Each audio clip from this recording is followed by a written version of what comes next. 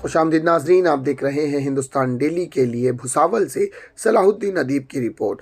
नाज़रीन, शुल्क विभाग के एक दस्ते ने तालुके के ओझार खेड़ा में गुरुवार देर रात नकली देसी शराब की फैक्ट्री को ध्वस्त वस्त कर दिया गया। इस कार्रवाई में एक व्यक्ति को गिरफ्तार किया गया है। सूत्रों से मिली जानकारी के अनुसार पिछले कई दिनों से फैक्ट्री सुचारू रूप से चल रही थी।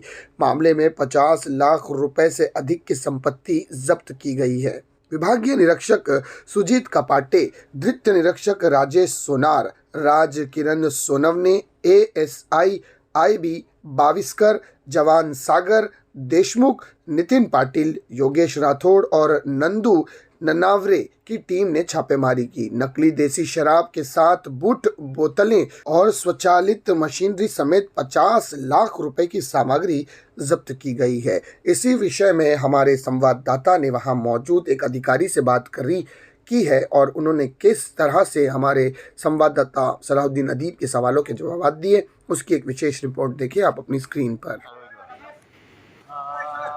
काल 15